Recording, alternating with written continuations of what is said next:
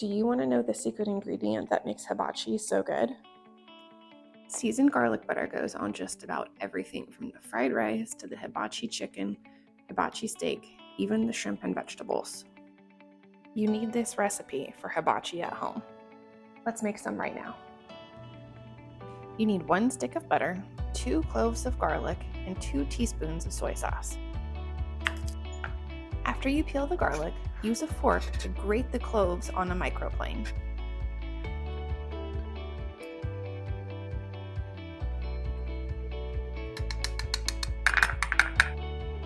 Add 2 teaspoons of soy sauce to your 2 grated garlic cloves and mix well.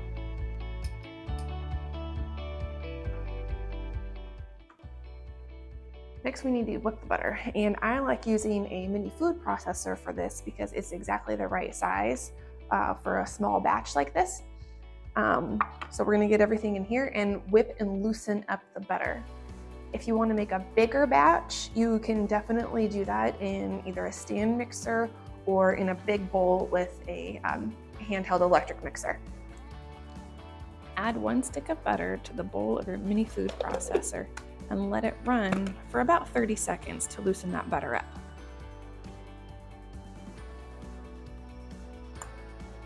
Now you can add in your soy sauce and garlic mixture.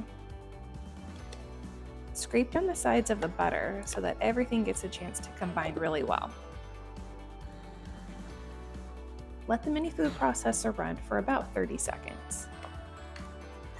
And scrape down the edges of the bowl one more time and mix for about another 30 seconds.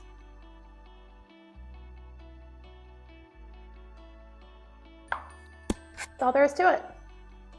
Transfer the prepared butter into a small bowl so you can use it for cooking.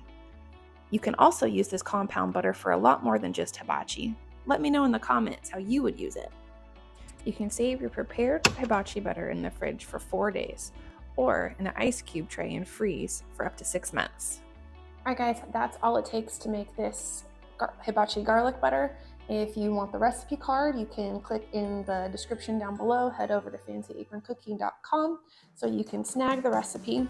If you need more hibachi recipes, then make sure you subscribe so you never miss a single thing, and I'll see you next time. Thank you so much for watching. Bye guys.